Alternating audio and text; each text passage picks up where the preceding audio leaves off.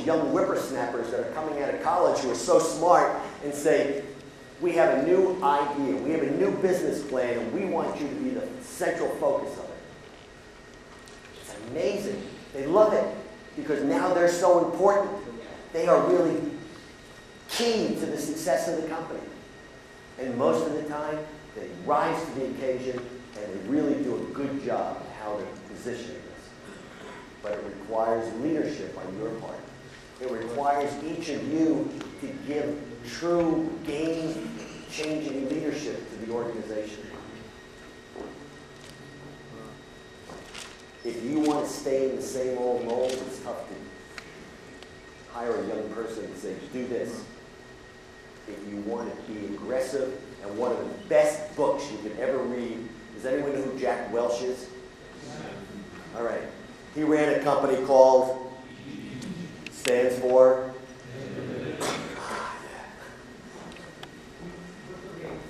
Jimmy? Good read. He changed the entire demeanor of General Electric, which was an old school organization, and made it viable. Cut out old ways of doing things and brought new ways of doing it. It was his leadership. He didn't do it all. He put people into positions that could do it for him. That's what you have to do. You've got to put people in positions. And someone spoke earlier about training and personnel. All right? That's very important because you need to have the right type of people. And I didn't get into the database type of people that you need, but you need to have training of IT people. You need to bring them in or partner with an organization that is a database organization. These are critical components in how you work these things out. The next bullet point, features and benefits. Boy, this sounds so easy, features and benefits. You know, most printers believed in the Heidelberg mantra. Buy a Heidelberg press, put it on your floor, and the people will come. Because Heidelberg was the best sheet-fed press in the world. Right? How many of you heard that story? You all have, right? And you know what? Heidelberg is a great press. I'm not even going to debate that. But if you put a Heidelberg press on your floor today, do you think your customers even care? That doesn't work anymore. The field of dreams is gone. You've got to create a features and benefits list that clearly illustrates what you can do that's going to benefit that customer. Because if you can't create that I have this capability that's going to help you achieve the following, you've got nothing, right? Because if I'm going to do something in variable data printing and it's going to cost me more money to do it, why would they pay more money to do variable data unless they're going to get a direct benefit to their organization?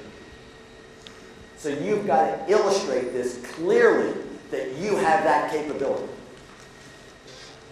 And you need to have a features and benefits list. I've got this capability that's going to get you more leads. I got this capability that's going to get you more revenue, sell you more widgets, whatever it may be. You've got to prove to them that that's what you're going to do. All right? Next bullet point. Listen. Listen, listen, listen. I can't tell you how many times, and I think that I was guilty of it years ago myself. I'd go out and get in front of a customer, and it was like I was a little teenage boy, constantly all shook up about different things. You've got to ask pointed questions and then listen to the answers. Don't try and sell them anything. Because if you try and sell, they're not going to collaborate with you. They're not going to give and take with you of the important things that you need. So you've got to try and create a listening mode. And this is the toughest thing for salespeople. Because most salespeople are not trained to listen. They're trained to sell. And selling doesn't do it anymore. Listening and then coming up with solutions works. The next one's a little bit difficult to do. Think like your customer. Wow. How do I do that? You know, I know how to put ink on paper or toner on paper. That's what I do best. How do I think like my customer? Well, the way you think like your customer is do your homework. Find out what your customer does, what they need, all right? Because I bet you your customer has a website.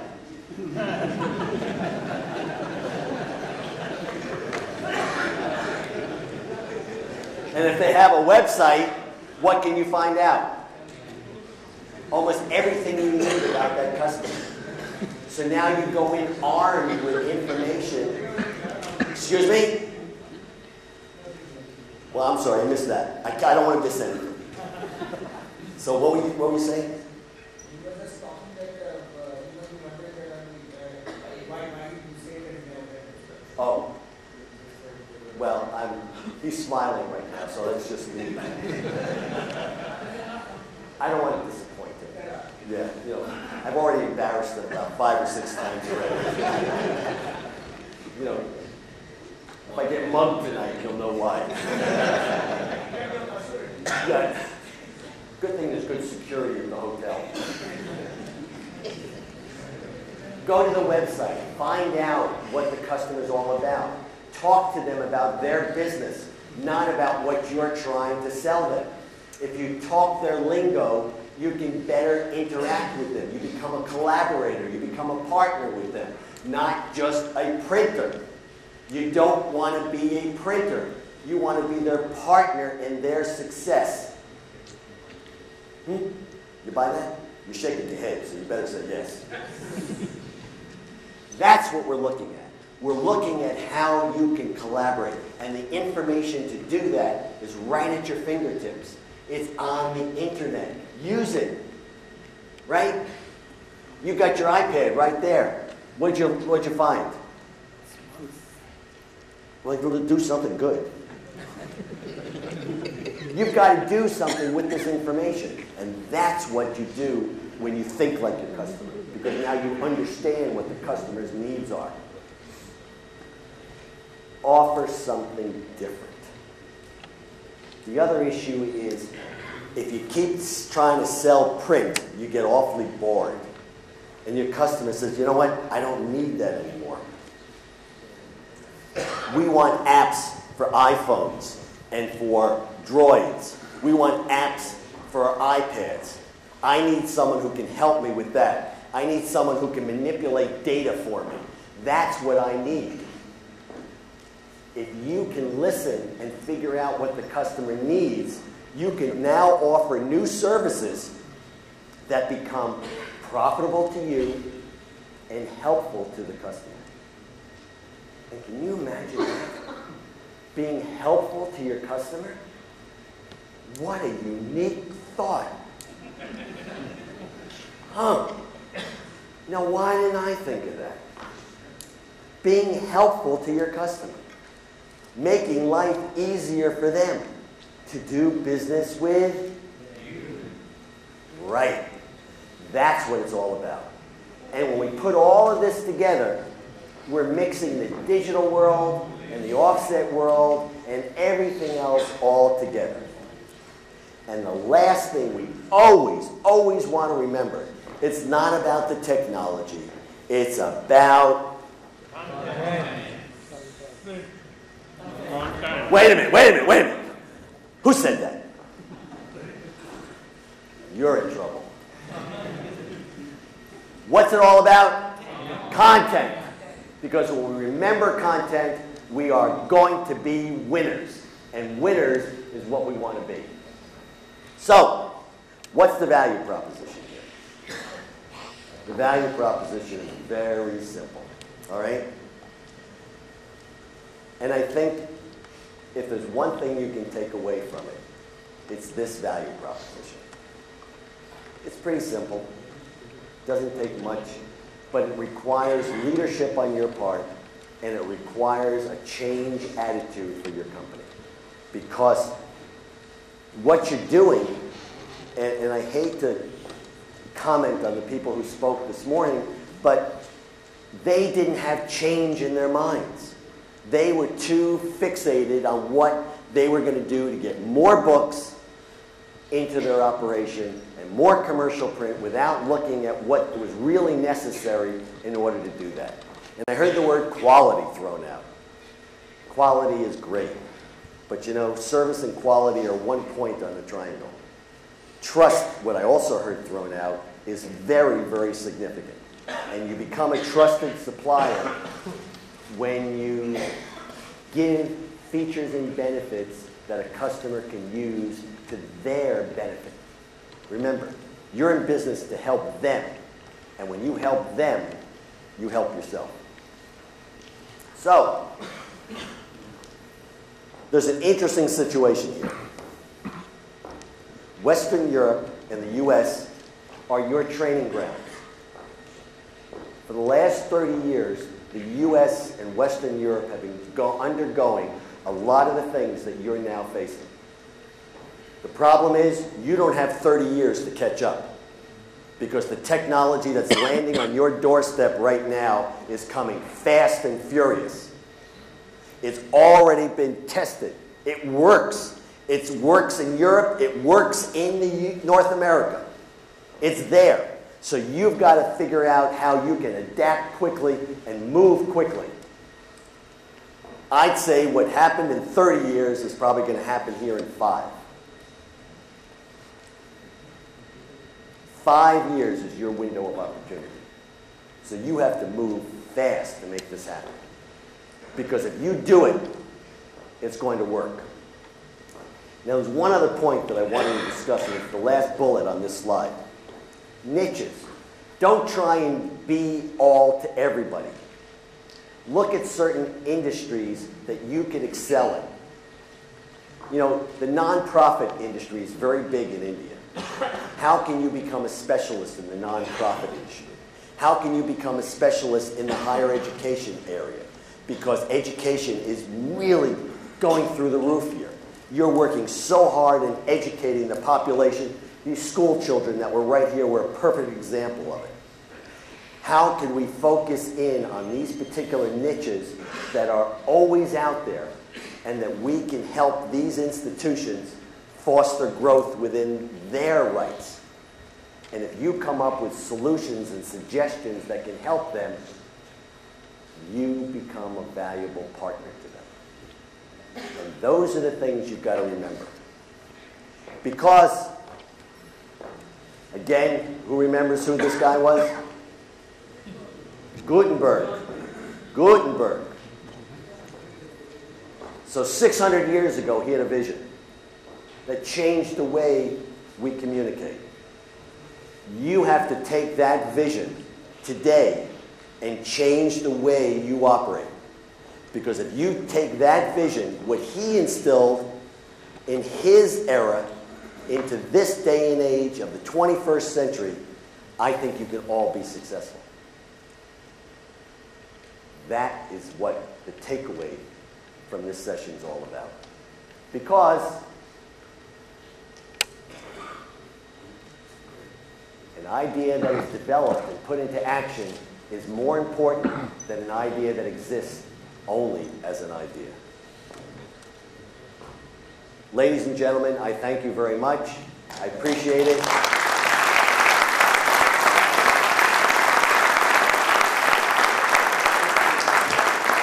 And I left exactly 20 minutes you wanted me for Q&A, right? Wonderful, wonderful. Thank you so much, Stephen. Prashant, please arrange Z+ security for Stephen when he leaves the building. 20 minutes of question answers. Can we have questions? Mic runners ready? Anybody wants to ask questions? My name is Vashikran. Yeah, it's working. It's working. Just speak right into it. Yeah. There you go. Well, I've had a deep passion towards printed electronics, which you also didn't mention, but well, oh, tomorrow. Fantastic. I couldn't do everything today. Yeah, great. Well, I've actually employed a couple of electronic engineers, and they're starting to work on this technology, but it's very disruptive at the moment. I've managed to see cartons across the world that have blinking LED lights, and on top of which have flexible solar panels, which harness the power of No, not just the sun. The light from the supermarket shelves. UV rays. And UV rays. it's got all these blinking lights and medium, yeah, all low power things that you can get to do on a carton. Does anyone know that LED lighting is actually printed? Does anyone know that? It's printed. Right now it's done by silk screen. When you go to Drupa, I'm giving you a heads up for tomorrow, you're going to see something from, does anyone know the name Benny Landa? Who was Benny Landa? Indigo. You going to Drupa? Yeah. Visit his booth. He's going to have nanolithography there that will be able to print the printed electronics that you're talking about. Thank you. My question actually is, this is indeed, sorry, let me just go into this deeper. This is indeed disruptive. You know, it sort of makes people uneasy when you talk about something that doesn't exist yet, but is going to come into the future. And the people I've met and talked in detail about this are saying this is going to be in the supermarket shelves in 18 months. They give us a time span of 18 months where all the major companies, you know, the liquor barons and all of them, they've got it in the research process now, where all their cartons are blinking and glowing and sort of going to grab your attention when you walk across the supermarket shelf. And that's where the future is headed. But you see, we don't have equipment yet to actually manufacture any of that. And we are not inventors as printers to manufacture any of the disruptive technologies elements. You understand what I'm saying? Yes. So we can't, you know, invest in product development and sort of have engineers develop our new technology and take India ahead, because we are indeed among the best in the world in computer technology and all that. But the medium is not integrating with print. It's just on two parallel lines, which never seem to intersect anywhere. I disagree with you. It actually is integrating, all right? And there's a lot of technology, and I'm going to throw this out tomorrow. The printed electronics field is going to probably reach $55 billion in 5 years. And what's going to make this difference is inkjet technology. So when are you going to Drupa? When you go to Drupa, start looking at some of the inkjet technology that's now going to do the LED, and I'll give you one better. I talked about nanolithography. How would you like to print the human skin? If someone gets severely burned, and you can now replicate some skin from another part of a body and Photoshop it, and now print it on a membrane off of a digital device, and then graft it to the human body. Right now it's being done. All right? There is no limit to the imagination that we have out there. None. And I have to disagree with you. It is being done right now. It's just not being publicized that much because most commercial printers aren't reading the technical journals that it's being published in. You've got to read the MIT journals, all right? The Caltech journals. Those are the journals that you'll see this technology coming to life. All right? So it's there. It's happening. And if you go to the HP lab in Israel and in San Diego, California, you'll see this technology actually coming to fruition. Excuse me. Yes? I have a question here. I need your observation here. You said all digital is coming. But modern world, your iPad, iPhone, all is printed screen. Which is printed. Screen printed. I went to a company in Taiwan who is specialized printing the glass of an iPhone. 1,000 machines ordered the printing company, and it is for the Foxconn who is supplying manufacturing iPhone for Apple. The screen. Modern world, my personal opinion, cannot live without screen printing, is analog printing. Maybe your PCB, printed circuit, your all phone, all circuits, car, auto dials, washing machines, TV screens, all screen. Now what's your call on this? It's all analog. The problem is the offset world as we know it is ink and water don't mix. All right? And you can't do that when you're printing electronics. You've got to lay down an actual surface. So the only way you can physically do that is either flexo, which can work, okay, or screen printing. Screen printing is more exact than flexo, because flexo doesn't have the same amount of detail. And when you're printing electronics, you need micron, 1, 2 microns. They're critical. Right. Where this is happening, and I keep coming back to this, is inkjet. Everyone sees that we got to bring this technology with conductive inks to the inkjet world. And inkjet is the only way it's happening. And it is happening, and the way it's happening is through nanotechnology. Because does anyone know when I talk about nanotechnology, what nanotechnology is? Right. A nano is 1/10,000,000th of the size of a pinhead. That's how big it is. It's very small. And the construction of it is called a buckyball. And it's this weird little circle. All right? Buckyball. Buckyball. That's the constitution of it. Very, very small. So using this nanotechnology, we can now lay down exactly what you're talking about, because those screens, which are LEDs or anything like that, need to have a very fine, detailed laydown. Right. Right now it's being done by screen. You're 100% right. But they can't maintain that because it's too costly. Do you have LED light bulbs here? Well, all right, LED light bulbs, okay. They last forever, all right? They last forever, right? How much do they cost?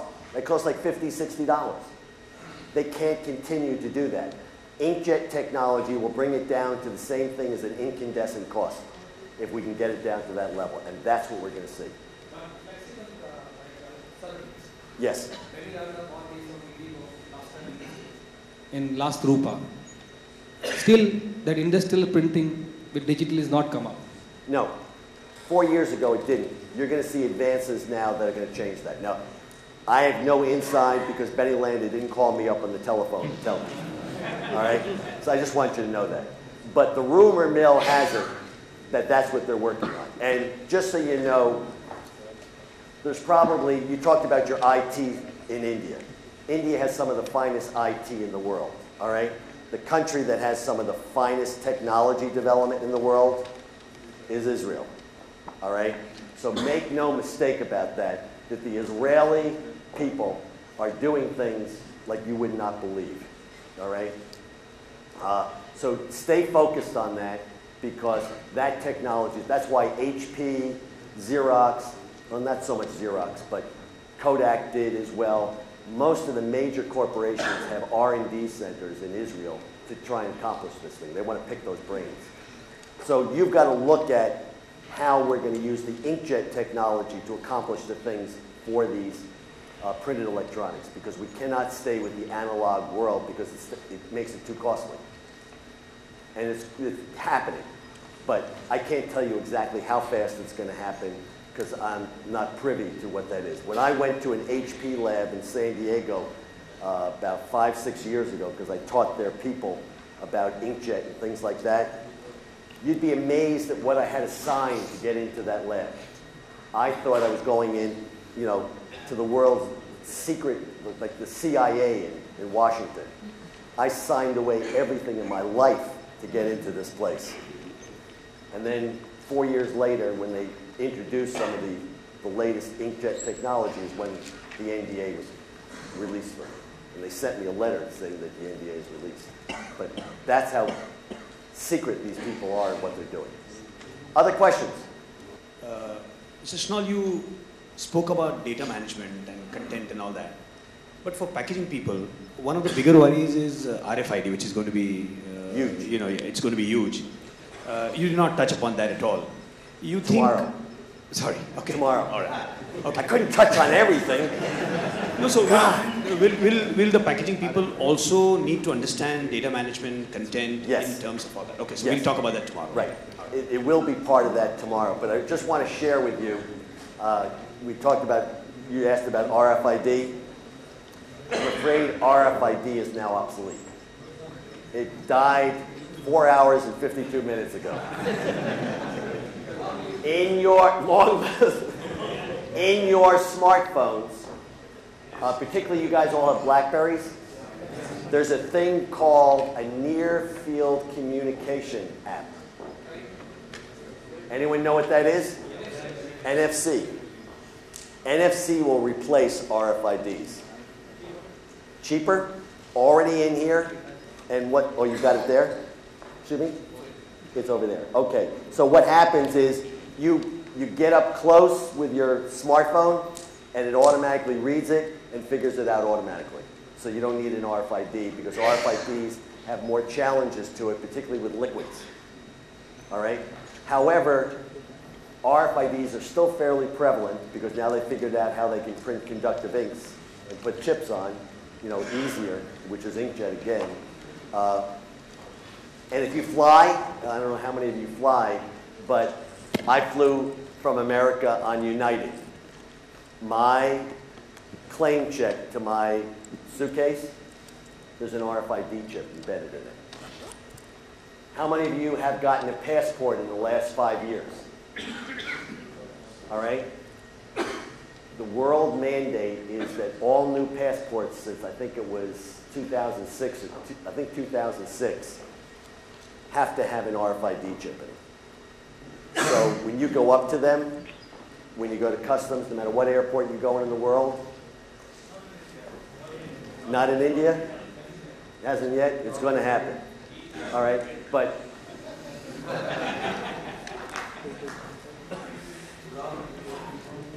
you're going to see in the U.S., they know who you are before you even get up to customs. So they can detect, you know, who you are, because the RFID chip is embedded in passports. And you have Walmart here in India? All right. Coming soon. Coming soon? Walmart was the organization in America that made RFID important, because what they did is they mandated every one of their suppliers to put RFID chips on supplies coming into them. And what could happen is they could now monitor a shipment that was on a truck and route it to wherever they needed it to do based on flow, which gets back to your database question, because the RFID, oh, time is up. The RFID could determine what's on that truck and how to route it based on the data that they had compiled. So, all right, so I'm sure you have lots of more questions. Stephen is right here. He's going to be having tea with us. We're going to break for tea now. Thank you so much, Stephen. A big round of applause. I think that was a brilliant presentation.